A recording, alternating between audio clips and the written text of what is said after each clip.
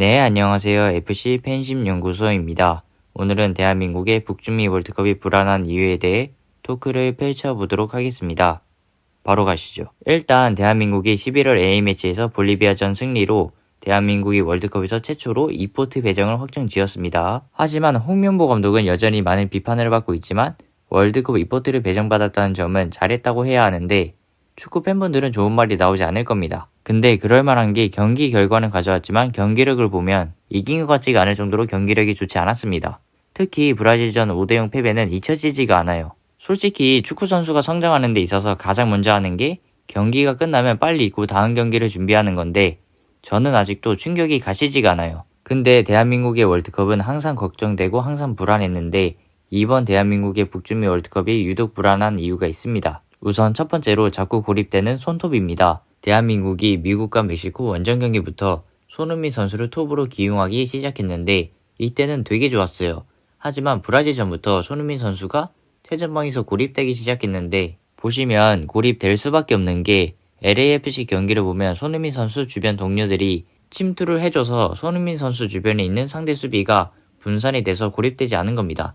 또한 미드필더에서 질 좋은 전진 패스도 많아야 합니다. 하지만 무엇보다 가장 중요한 건 손흥민 선수에게 프리롤을 부여하는 건데 브라질 전부터는 전진 패스 횟수가 확연히 줄고 손흥민 선수도 계속 상대 수비에 둘러싸이니까 홍명보 감독이 조규성 선수를 발탁해서 손흥민 선수가 최전방에서 고립되는 문제를 해결해 보려고 했던 것 같은데 조규성과 손흥민 선수를 같이 써보지도 않고 오히려 오영규 선수와 기용을 하며 조규성 선수가 잘 수행할 수 있는 역할을 오영규 선수한테 맡기는 거 보고 도대체 뭐 하자는 걸까 이 생각이 들었어요. 물론 제가 오영규와 손흥민 선수를 같이 기용하면 손흥민 선수가 최전방에서 고립되는 문제가 해결된다고 말한 적이 있는데 그때는 조규성 선수가 발탁되지 않아서 오영규와 손흥민 투톱 얘기를 했던 거예요.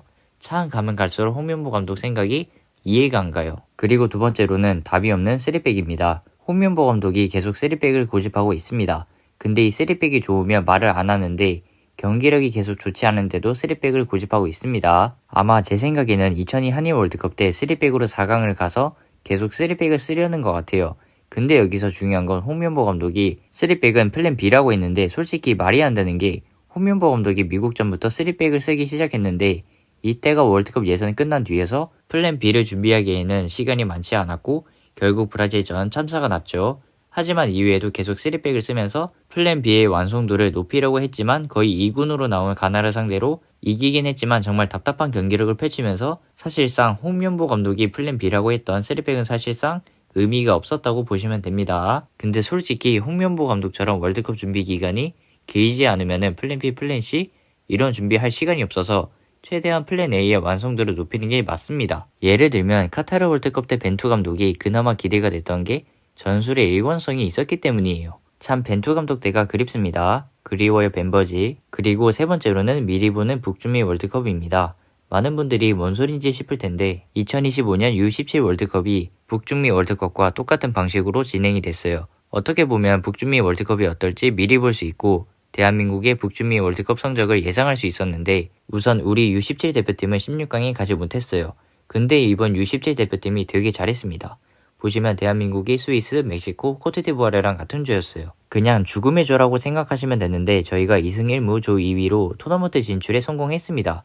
솔직히 1위였으면 하는 아쉬움까지 나와요. 근데 골 득실에 밀려서 조 2위로 32강에 진출을 했고 여기서 이기면 16강인데 상대가 잉글랜드였어요. 이렇게 보면 북중미 월드컵 방식이 대한민국이 16강 진출하기에는 불리한 조건이다라고 생각하시면 되는 게 월드컵 진출국이 48개국으로 늘면서 조 3위까지 토너먼트 진출할 수 있게 됐어요. 이 부분은 대한민국에게 상당히 유리한 조건이에요. 하지만 중요한 건 우리 목표는 16강이기 때문에 토너먼트 진출을 해도 누굴 만나든 한 번 더 이겨야 합니다. 포르투갈을 만나든 스페인을 만나든 잉글랜드를 만나든 한 번 더 이겨야 16강에 오를 수 있고 유럽 팀들도 더 많아졌기 때문에 더 빡세졌어요. 그리고 개인적으로 앞서 말했던 이번 U17 대표팀이 기대가 됐던 게 많은 축구 팬분들이 아실 수 있는 김예건 선수의 첫 월드컵이어서 기대가 됐는데 아쉽게 16강에는 못 갔지만 32강에서 잉글랜드 안 만났으면 16강에 갔다고 생각을 합니다.